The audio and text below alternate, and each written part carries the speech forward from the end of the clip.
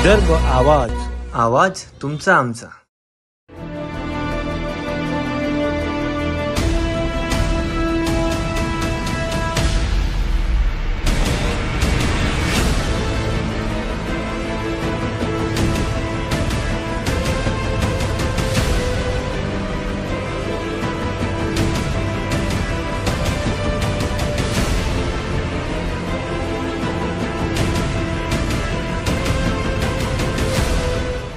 नमस्कार मंडळी, विदर्भ आवाज न्यूज चॅनल मध्ये सर्व प्रेक्षकांचे हार्दिक स्वागत।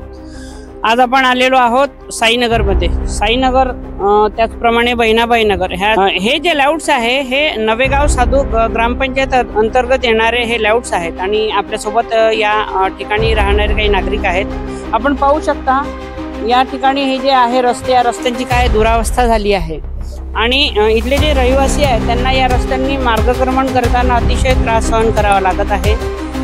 विशेष म्हणजे असं ग्रामपंचायत आहे, या ग्रामपंचायतीला नुकताच एक पुरस्कार मिळाला आहे आणि त्या ग्रामपंचायतीला जो पुरस्कार मिळाला आहे त्याच ग्रामपंचायतीमध्ये हे रस्त्याची ही अवस्था पहा, तर कुठल्या निकषाच्या आधारे तो पुरस्कार त्या ग्रामपंचायतीला देण्यात आला आहे हाच एक मोठा गहन प्रश्न या ठिकाणी उपस्थित होत आहे।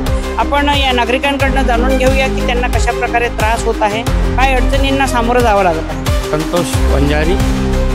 किती वर्ष झाले आपण इथे रहिवासी आहात? 7 वर्ष झाली। काय समस्या आहे तुम्हाला, कुठल्या अडचणी आहेत? घोटा पाण्यातून येथून आम्हाला जावं लागते बरसातीमध्ये। गड्डे आहेत, गड्डे कोणत्या ग्रामपंचायती अंतर्गत आहे? नवेगाव साधू।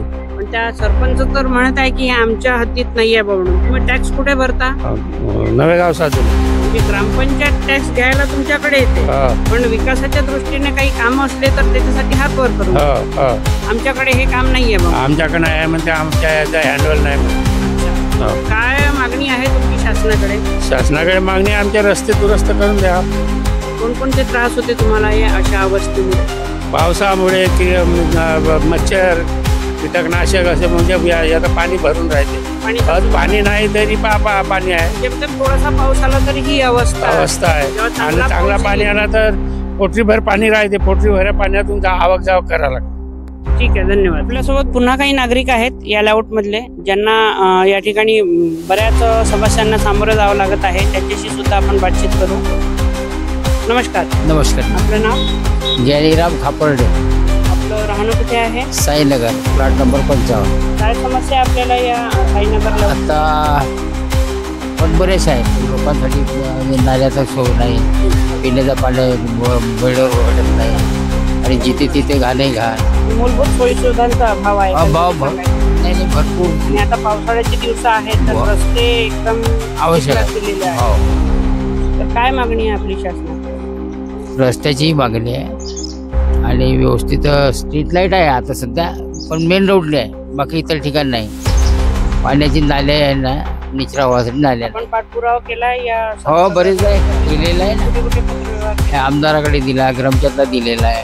आमदार साहेबांना पत्रव्यवहार करून किती कालावधी झाला? आता ते 24 मध्ये झालं होतं, 23-24। त्याच्यानंतर संजय मिश्राला लेटेस्ट आता 25 मध्ये त्यांनी काय दिलं आहे पत्र? आता दिलेलं आहे की हे पाठपुरावा करतील बा ते। बरं, ही जी तुमची जागा आहे, हे लेआउट आहे, हे नवेगाव साधू ग्रामपंचायत अंतर्गत येते की नाही? नवेगाव साधू अंतर्गत।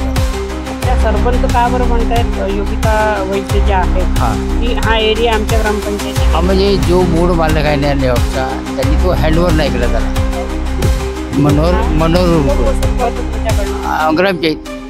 ग्रामपंचायत हो टॅक्स वसूल करू शकतात, सोयी सुविधा का नाही देऊ शकत? हा कधी प्रश्न तुमच्या मनात आला नाही?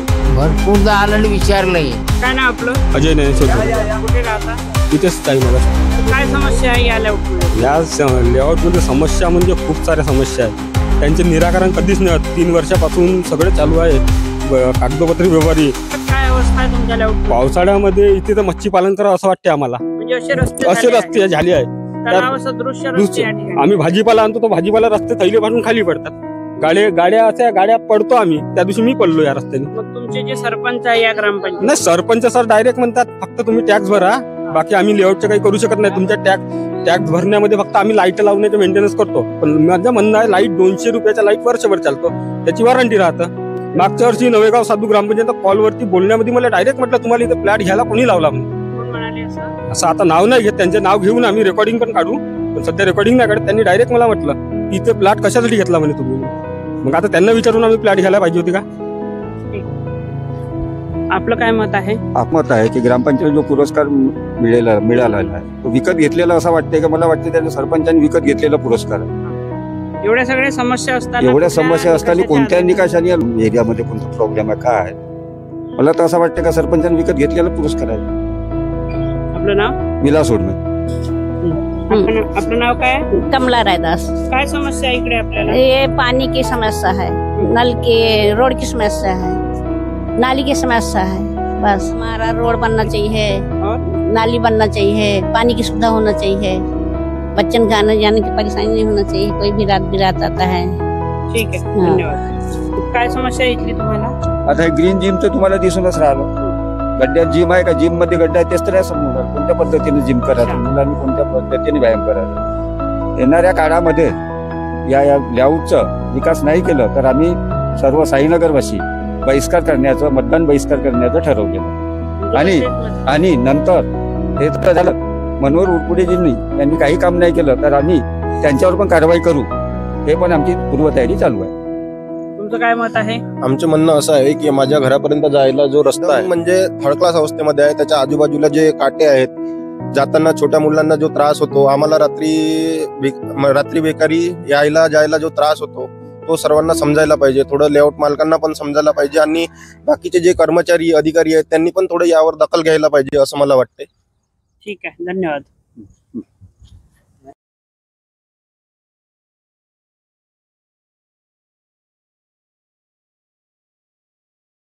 हा रस्ता आहे साईनगर मधला रस्ता। या रस्त्यावर दररोज शाळकरी विद्यार्थी पडत असतात, तसेच ज्येष्ठ नागरिकांना सुद्धा या ठिकाणी पाय घसरून त्यांना इजा झालेली आहे। समोर एकवटलेले जे नागरिक आहेत या रस्त्याच्या मागणीसाठीच एकवटले आहे। समोर जे निवासस्थान दिसत आहे ते नवेगाव साधू ग्रामपंचायतीचे जे सरपंच आहेत योगिताताई वैद्य, हे त्यांचं निवासस्थान आहे। आणि ऐन पावसाळ्याच्या तोंडावर त्यांच्या घरासमोर सिमेंट कॉन्क्रीटच्या रस्त्याचं बांधकाम सुरू आहे, आपण दृश्यांमध्ये पाहू शकता।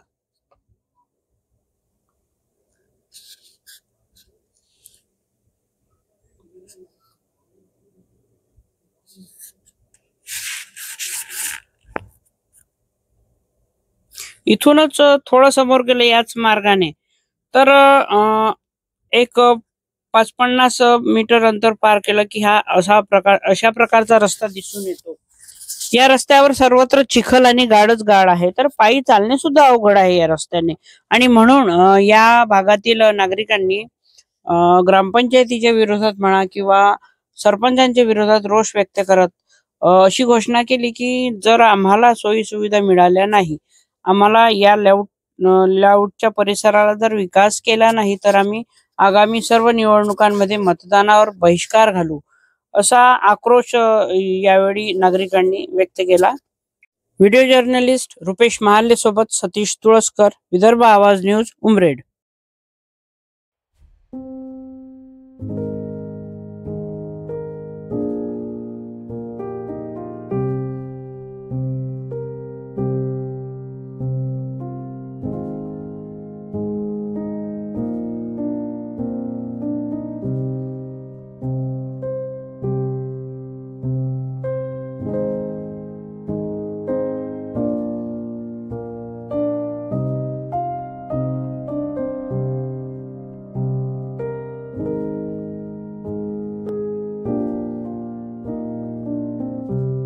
पायी वाले यायला वेळ आहे।